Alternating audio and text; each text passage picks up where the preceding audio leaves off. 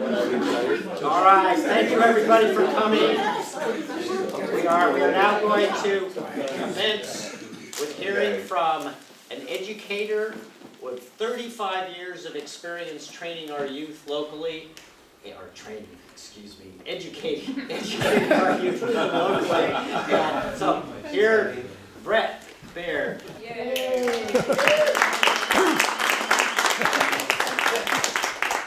Thank you, Doug. That was awesome. If you don't know who I am, I'm Bret Baird, and I'm a retired teacher. I got credit for 35 years of teaching and coaching in our state system. I taught most of my career in Redwood City, which is basically a different world from here in Palo Alto. I was raised here. I've matriculated through our system. My kids did the same. And every day I traveled 8 miles, and there was two different worlds in terms of funding and so forth. Redwood City represents the state more than Palo Alto does. We're kind of an exception to the rule in terms of funding and the educational level of parents of the students here. Redwood City is more in line with the rest of the state. So my motivation today for you is for you to join me the next 30 minutes, and I'll inspire you to act with me to improve public education statewide. I'll tell you what's going wrong, what's going right, what needs to be done. And my one brilliant revelation is that what I'm proposing doesn't cost a dime, it just takes some willpower. So how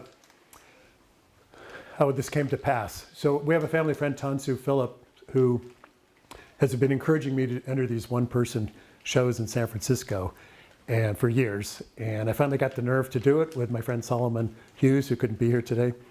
And so we entered this year, and we weren't chosen out of the lottery, so we were a little depressed. So Tansu said, just do it at your church and film it, and then you'll have something under your belt, and you can send it out on the internet and apply to these other one-person shows. So he said, just tell funny stories about your educational experiences. And I said, well, that doesn't take you anywhere or do anything for you. They laugh and forget about it. So I'm going to talk to you about something I'm extremely passionate about, and that's parent-teacher communication. And if this improves statewide, our system will improve overnight. And it's not the cure-all. My one daughter who taught at a charter school, they do such a better job of that parent contact than we do. And it's not the cure-all, but it's a good first step. So brilliant revelations on education and teaching. It's not a TED Talk, it's a Bret Talk. And my friend Larry Bach, where's Larry? He's the one who came up with it. And I thought, I like it. It sounds a little Trumpish, but anyway, so hopefully you're going to join me on this journey and it'll be successful. So when you're getting your teaching credential, you spend a lot of time on objectives and measuring results and pre-test, post-test, prior knowledge, all this, and then retesting and reteaching things to make sure all kids get the topic and move on. So I'm not going to do that, but I do have an objective. It says by the end of the lesson, everyone here will be motivated to make our public school system better by fostering parent-teacher communication. That's my main goal here. Okay, here's some of the problem. Our system is in trouble. There are over 10,000 teacher vacancies in California. Nearly 90% of schools have trouble getting qualified teachers. Nearly 407,000 teaching positions are unfilled or filled with non-fully certificated teachers. Okay, for example, they need math teachers in high school, and then they'll find a social studies teacher who has a few math classes, and they say, okay, you teach math. That's an example of that. Over 32,000 are not qualified for their teaching positions.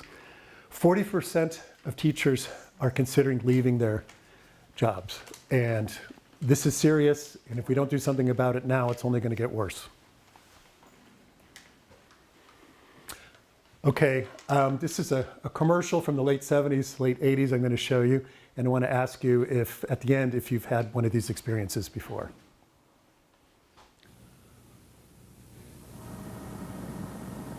Now that looks like a very interesting situation. My broker's really enthusiastic about it. What does your broker say? Well, my broker is E.F. Hutton, and E.F. Hutton says,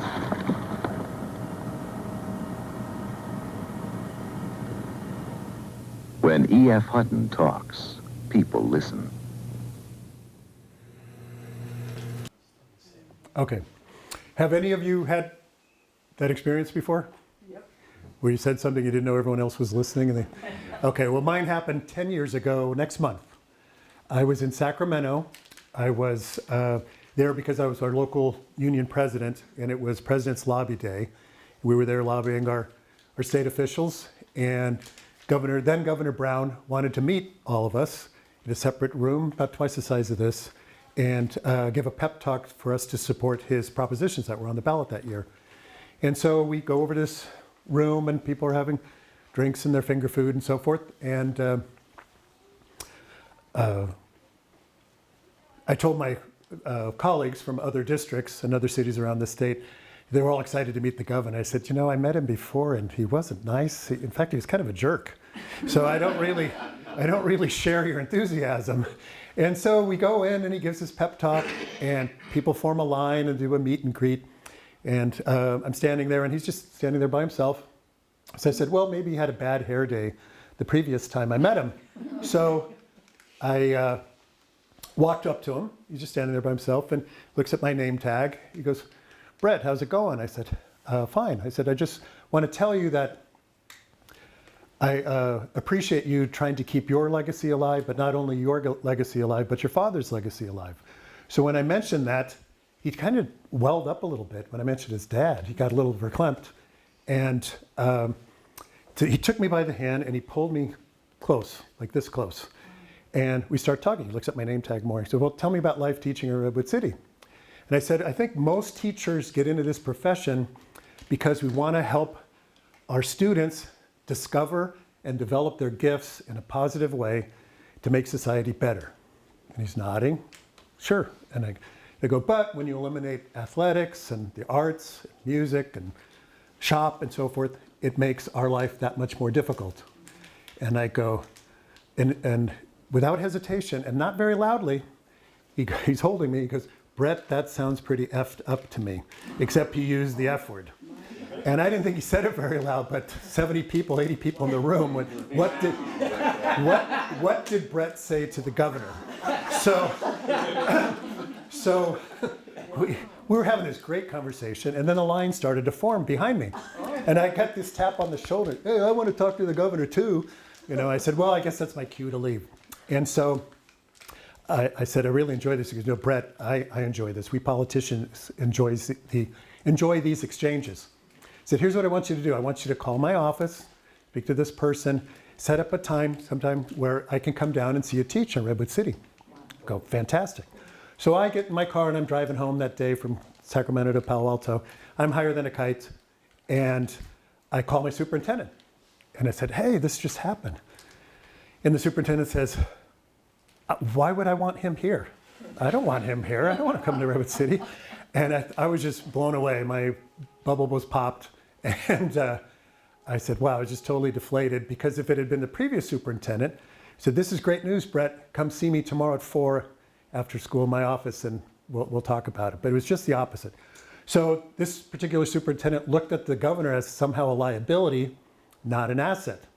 And this is a theme throughout my talk, is that we look often at students, parents, officials, government officials, sometimes as liabilities and not assets.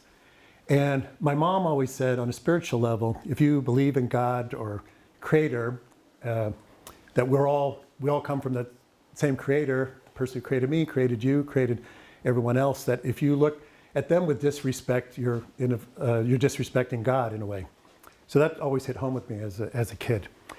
So that's my Jerry Brown story. So these were some of my influences, and I'll go through them. This is not Dr. Victor Goodman.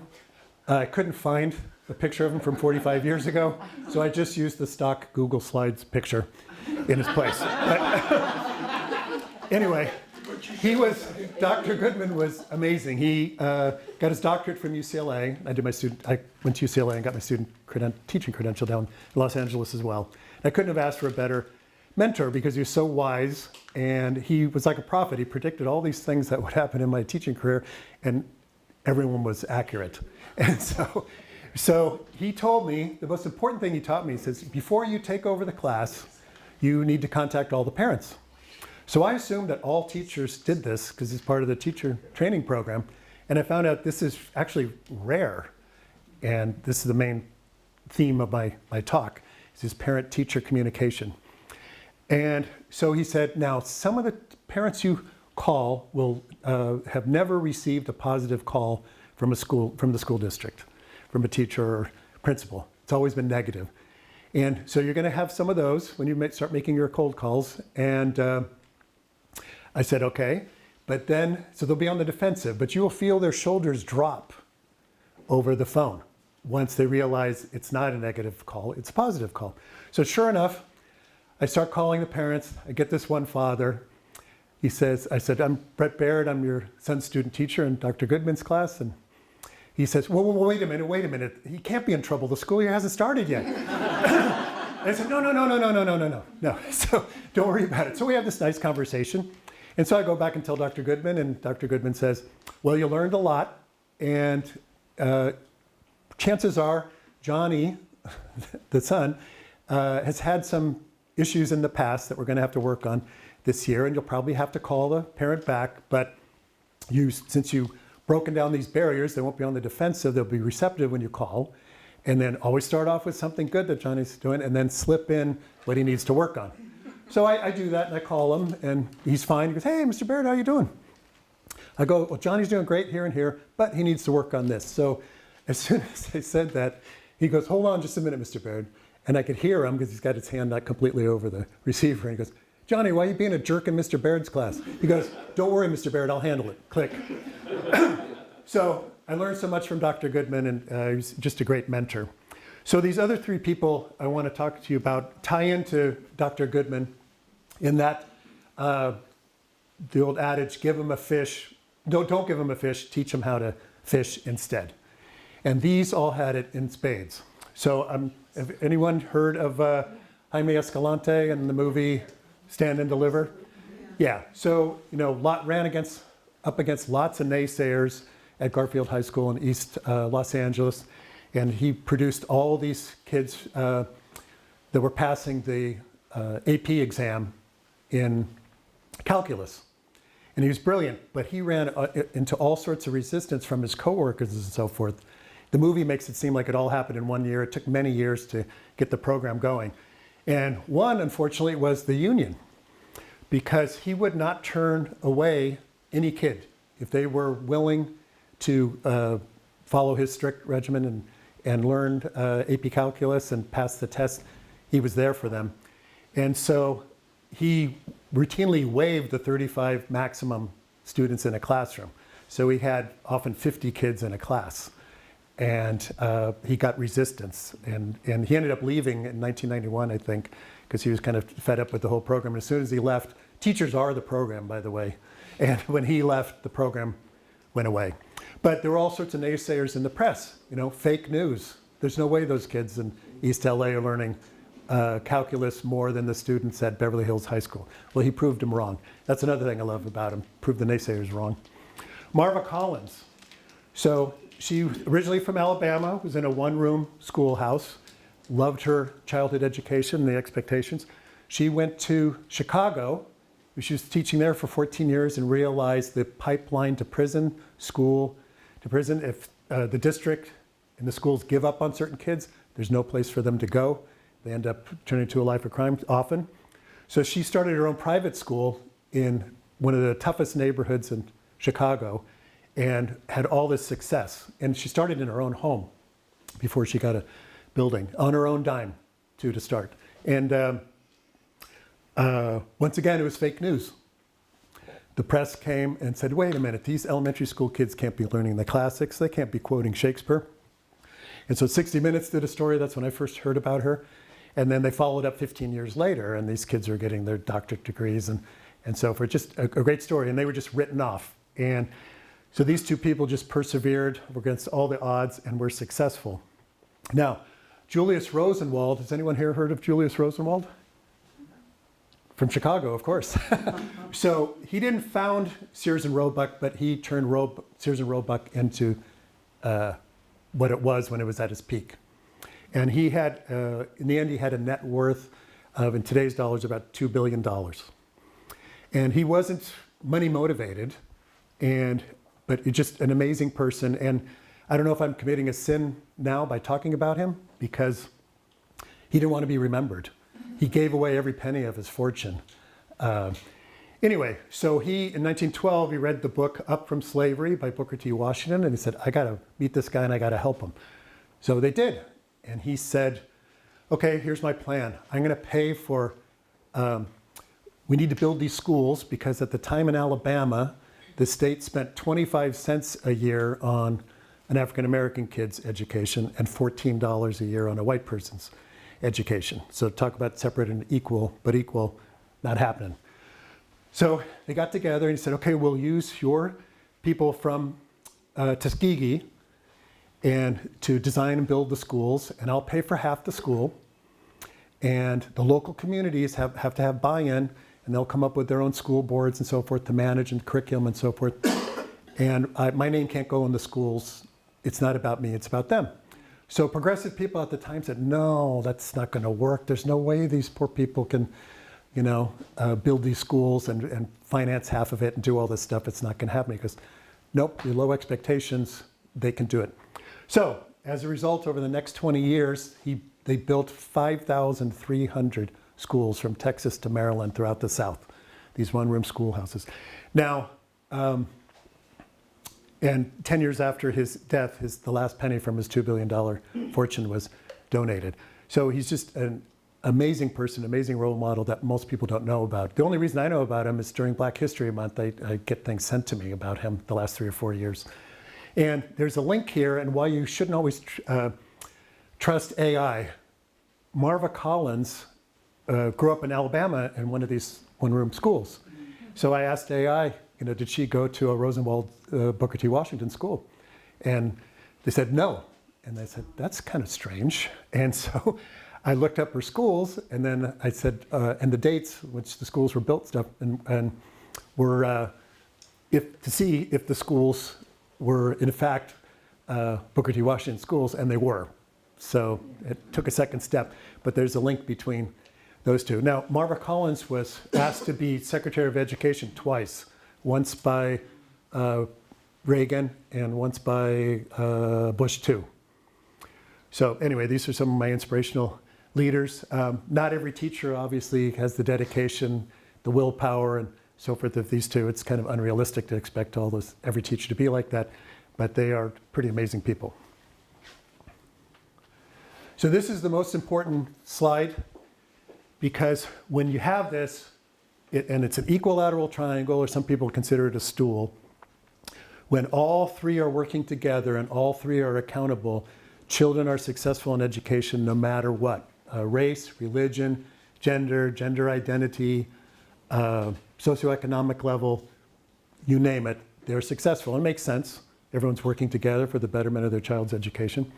But when one is replaced, or it's missing, or is starting to crumble, the whole system has a hard time overcoming that. And unfortunately, in all the years I've taught, I would see well-meaning teachers, they consider themselves progressive, would talk about the parent guardian, because I worked in lower socioeconomic level districts, and say, oh, the parents can't do this, the parents can't do that. And I'm thinking, why not? I said, you don't think they love their kid as much as you love your kid, and you want your kid to be successful? Why not? So they had low expectations. And they were well-meaning, but I thought, at best, that's classist, and at worst, it's racist. And my coworker would say, yes, they suffer from the savior syndrome. So they got into education because I'm going to save all these people from themselves, basically, which is just wrong. And I have to tell you, in my 40 years and thousands of kids and parents, I never once met a parent that says, I want my kid to be illiterate, ignorant, and unhealthy. Yeah, that's my dream for my kid. No, it doesn't happen. And unfortunately, you'll see that statewide, most of our kids, there's a language problem, an issue in teaching, that they're native Spanish speakers, and they're not necessarily literate in their native language, and that proposes some issues. But the parents get blamed a lot for things they don't know, And it's just really, really sad because a lot of the parents, they want what's best for their kid. But if they didn't finish school, then they don't know how to play the educational game. They don't know how to advocate for their kids. So we really need to help them help their kids and teach them how to advocate for their own children. So here's a current makeup of our state system statewide. So currently 5.8 million pre-K through 12, 60% Latino. Latino, the definition is basically anyone in our hemisphere south of our border. So from Mexico down to Tierra del Fuego. Vast majority, the first language is Spanish. 20% white, 10% Asian, 5% black, 64% socioeconomically disadvantaged. So that definition means either their parents didn't finish school and or the children are on free and reduced lunch. 14% with disabilities. This is probably a low figure because a lot of kids and parents don't come forward with issues that they have. And we don't know about it. We can stumble across it, but if a doctor hasn't seen them about their vision or their hearing or if they're dyslexic or all different sorts of health issues, we won't know about it. But the ones we do know about, in this 14%, we're required to do an IEP plan, which is individual education plan, 504 plan. And so administration, teacher, and parents and the student all get together and say, okay, how are we going to accommodate the kids' special needs, student special needs? So, for example, if they have poor vision, they could sit towards the front, or if their hearing is poor. So we try to accommodate them as best we can. And 4% are homeless. So a lot of MAGA people look at the 50s like that was the golden age of not only education, but the country. And there's some good things to look back at. But in terms of education, we didn't really do that well. And I'll give you some examples why. But to go back even further, in 1910, only 13% of the adult working force over 25 had a high school diploma. So went up quite a bit to 1950, but we're now out of the war. The GI Bill was incredible in helping GIs come home, get housing, get further schooling, and so forth. But they didn't have to graduate from high school or get a diploma because we had factories. The industrial age, we were doing really well, and that high corporate tax rate forced the corporations to invest locally and expand and hire more people and so forth. So we had a good system working there, which didn't depend totally on having a high school education. Now, if you see 1960, it went from 44% to 73% in a decade. Anyone here could see why that would happen? Why all of a sudden more kids are going to school and graduating high school, finishing high school? Well, we had the space race and Sputnik and so forth. So my older siblings were telling me, so we're doing better than we were in the 50s, beginning of the 50s. Today it's dropped out, it's less than 5%. But my brother Steve was telling me that, oh yeah, back then to promote education, on your book covers for your textbooks, they had this chart. I'm going to show you, I think it's the next one. Oh, before it just shows over time how the dropout rate is decreased and how women do better than men. Education pays. So the government has produced this chart for years. I guess it started in the 50s in the schools as well. And so on your book covers, versions of this chart would be on it, and that would inspire you. I don't know if you could see it. It says doctoral degree. This is a weekly earning. If you have a doctorate degree, you're making $2,300 a month, roughly, and your unemployment rate is 1.2. So you have less and less professional degree, master's degree. If you get down to less than high school, you're making $738. Most people can't live on that, and your unemployment rate is 6.2. So in the past, there were places for these students who dropped out to go. The military is basically not an option anymore because of technology. Even being a mechanic, nearly everything these days takes more education and be able to use a computer. So this is just basically a recap of what I just said. If your unemployment rate is higher if you drop out, and your wages are lower, as opposed to the more school, the more money you make. So, always cheaper to educate than incarcerate. And, yeah, so I'm going to give you some figures. So in 22-23, we had data that we were spending $20,500, roughly $3,000 more than what the average pupil nationwide gets. California is a more expensive state, so that makes sense.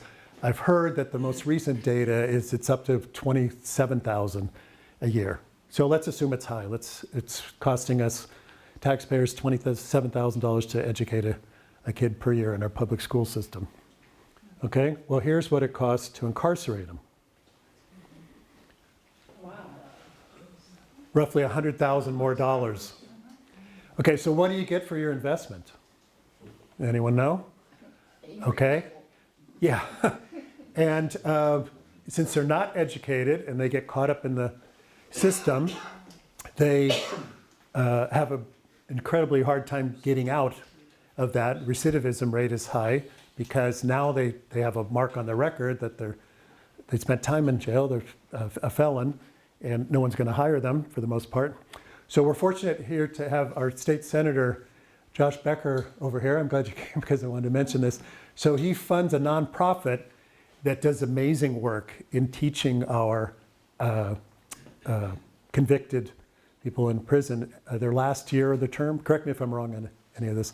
The last year of their term, entrepreneurial skills, and so the recidivism rate goes down because they can find work or they can create their own work. Did I misrepresent you in any way? No, yeah, no. Josh is amazing. So yeah. So also we have competing issues here. So we now privatize prisons, so they go out of business if there's no prisoners, right? So they want people to lock up, to expand. You know, it's all about the shareholder. So, and we in education, we don't want anyone to go to prison. We want to prevent that from happening. So it's kind of a weird zero-sum game.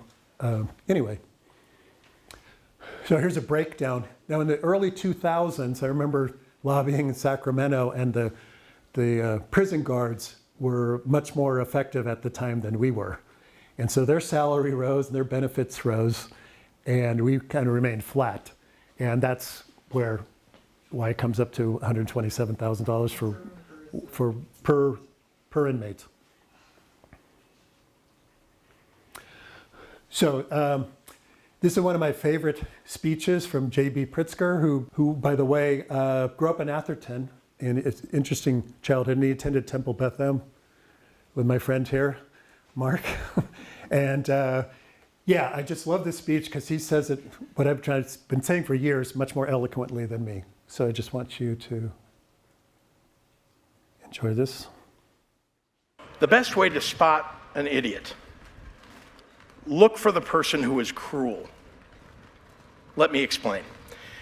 When we see someone who doesn't look like us, or sound like us, or act like us, or love like us, or live like us, the first thought that crosses almost everyone's brain is rooted in either fear or judgment, or both.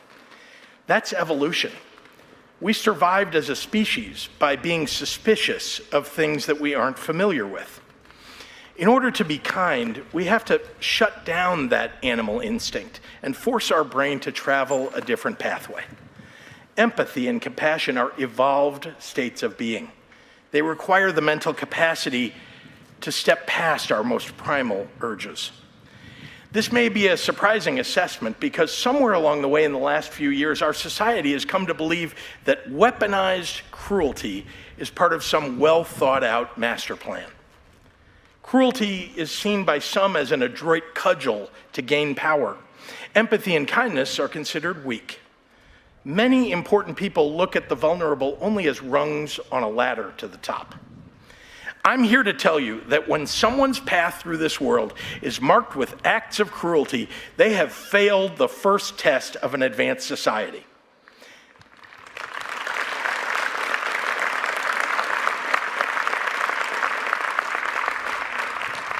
They never forced their animal brain to evolve past its first instinct. They never forged new mental pathways to overcome their own instinctual fears. And so, their thinking and problem solving will lack the imagination and creativity that the kindest people have in spades. Over my many years in politics and business, I have found one thing to be universally true. The kindest person in the room is often the smartest. So I love that because so much of what we do is based on fear of the unknown. So it's like, oh, those people don't look like me, or they don't speak the same language, they eat different food, they listen to different music. I'm not too sure about them, okay? And like he said, that's natural, but we have to break those down. And so I saw this my entire career, and I heard even from friends who would, watch the news and say, oh, your school must be like this, your school must be like that. And I said, not at all. I said, have you ever sat down and broken bread with these people you're talking about? You'll see that's just not true. So my example of this, assets versus liabilities, one of the last things I did before I retired is, since I've been teaching so long, 30 years roughly at the last school I was at, I had students of students. My current students were the children of some of my former students. And when I arrived at my middle school, and you know what they say about middle school and working with adolescents, they're basically hormones with legs. And there's a special place in heaven for middle school teachers. That's what other teachers would tell me in dealing with them. So I thoroughly enjoyed it. And when I got there, our school had started this dance program. And I told my coworkers, I said, I don't know anything about this. Is there a video I can watch, or you have some lesson plans? He goes, no, just go with the kids. They'll show you. They've been doing it for years. They'll teach you. So they're paying it forward. So we had this program. It was amazing. They learned ballroom dancing and they learned square dancing. So there was always this fear that kids would touch each other improperly, and it never materialized in the 30 years or whatever. So when my coworkers who started the program, they left. I tried to keep it alive, but with new administration, new teachers, they weren't into it. It was really sad. So, but the parents that I had before I retired contacted me and said, Mr. Baird, why don't we have this dance program? I still have my trophy from when I won the Square Bowl or the Ball Bowl. And I said, I really want my kids to learn what I learned. I said, I tried, but here's what you do. I tried, but you could probably be more successful. Why don't you organize some other parents, fellow parents, and go to the principal and see what happens. I said, okay. So of course they did, and a couple days later I get called in the principal's office, say, hey, what's going on here? And I said, well, they want to keep this program, and they're saying, oh, we can't get parents to come back at night for anything. Why do you think they're going to come back for this? I said, well, I'm taking all the risk. You've got nothing to lose, so why not? If it fails, fails. So they didn't know that, so they viewed them as a liability, not as an asset. So I called, since I've called them before, I called them, the parents, and I said, hey, this is a great event. We're trying to bring it back. Please come. So it started at 7:30 at night on a Tuesday night, I remember. And at 7:25, the principal comes in and sees the gym is packed. And goes, oh, can I help you? I go, no, Alonzo Duenas here and others help me, set up, get the trophies ready, put the numbers on the students and stuff. And so it was all taken care of, and they sat back. And I also invited the entire school board, and I think 2 or 3 of them showed up. And it was just an amazing evening. The students went up into the stands and got their parents and brought them down and danced with them and so forth. Yeah, and I hate to feel this way, and I shouldn't feel this way, but it was good to prove the naysayers wrong, that didn't have faith in their own students and their own parents in the community. So what can we do about this? One of the things I've always experienced my entire career is, I assume that we should talk to the parents before the school year started. So my principal would say, oh, that's great for you, but not for the whole school. And I said, okay. And I talked to the superintendent. Well, I learned that there's competing interests. So we have staff development people who spend the summer planning these workshops, work days, teacher training days before the school year starts. And many of you are teachers, and normally if you go to anything, if you could take one little thing away from it, they consider it a success. But if you've been teaching a while, they just basically change the name and more importantly, change the acronym of what you've already learned a few years earlier. That's how it works. That's the game that's played. So these people are hired to spend the summer doing this. They don't want to give up those days and have the teachers call the parents. Because the concern from teachers are many teachers do not speak Spanish, and they say they don't have the time, and they don't want to give up their privacy. They don't want to give their cell phone number. And those are all three are legitimate. And I don't care if people know my cell phone number. I never got prank calls or anything like that. But those are all legitimate concerns. I said, well, why don't we take those things away and have the staff development people plan the calling day and make sure that those parents are contacted with a positive message before the school year starts. So the time issue is no longer there. It doesn't cost any money. They can call from school and use their school phones rather than their cell phones. And we could have translators there. And I guarantee it'll improve our situation overnight. Not completely. Like I said, my daughter, who taught in a charter school, they did that. They were forced to do that. And it doesn't erase all behavior problems and make every kid brilliant, but it's a huge step in the right direction. Oh, yeah, and I have one other story that reminded me of this. Towards the end of my career, I'm in the staff room at lunch, and teachers like to come in and vent. It's natural.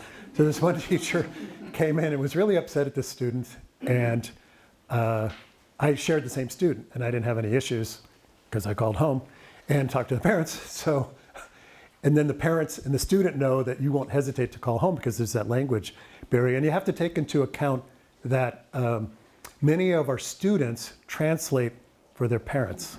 And when you get, if they go to the doctor, or they go to a government agency, they're the ones translating. And so many teachers are afraid to call home. It's fear of the unknown, right? So we have to break that down. And so this teacher came in and complained, and I said, "Whoa, I can't believe he's acting like that. He doesn't do that in my class. I'm not saying I'm a better teacher, but it said, did you call the parents?" Because she started complaining about the parents. And I said, no. And I said, well, how can you say that about the parents? They probably don't know about this behavior. Let them know. And that's this breakdown in communication, which we can overcome. So in conclusion, with AI taking over the world, we need human connections and community building more than ever. Schools are the key to making this happen. By making everyone in the parent, student, teacher triangle accountable, I'm confident we will begin to see real improvement in our educational system. One benefit to this is it doesn't cost any money. It only needs to be a priority. Being taxpayers, everyone can take part in this effort, whether or not you have family members in the system. So please call your local district officials and ask them what steps they are taking to foster teacher-parent communications. So you are entitled to hear back from your district if you call. If you're a taxpayer, they're supposed to get back to you. And we're going the wrong direction. Just a few weeks ago, I saw Melania Trump on television. She's promoting these $20,000 robot tutors. And if we learned anything from COVID, is that group of kids that went through COVID that are still matriculating through the system, they lost out on that human contact, and the maturity levels dropped, and they continue to be lower as they're matriculating through the system. So we need more human contact, not less human contact. Now, granted, when Dr. Goodman told me to call home, that's when answering machines were just first starting out. So we didn't rely on texts or emails. And now with AI taking over and computers and robots, nothing will replace human contact. In fact, Marva Collins, she wouldn't probably be able to do a lot of the things she did because we were trained to touch the person's shoulder when you're teaching them how to read, and they'll focus more. But now any kind of human contact is bad. So be it, that's the world we live in today. But to go this other way to all technology is dangerous, I think, and counterproductive. So here's just a summary of what I just said. But I encourage you all to call and just ask them, so what are you doing to foster teacher-parent communication? That's the key. If that, like I said, if that triangle is solid, the child's going to succeed because everyone's working together and they're pulling in the right direction. Yeah, and the cost, as you can also see, if we fail, it's such a negative cost and totally unproductive cost to society. So, if this works, okay, I got a couple laughs. Okay, I might use this again then. So, and last but not least, I'd like to thank our church here for letting me use the room. Our friend Tansu told Solomon and I, just do it at a church and have it filmed. You could submit it later. And I said, okay, so that's why we're here. So I want to thank Pastor Matt and Gretchen and Pastor Frederica and my wife and my family for encouraging me. And last but not least, Andrew Mello is in the back. He's known affectionately here as St. Andrew because he kept our church alive during, kept it from dying during COVID and so forth. So anyway, and last but not least, I'm workshopping this. So if you have any corrective, positive criticism or concerns about what I just said, or please let me know. I set up this extra Gmail account. So let me know. And within a week, we're going to post this somewhere. He's recording it. So yeah. So once again, thank you for coming and indulging me.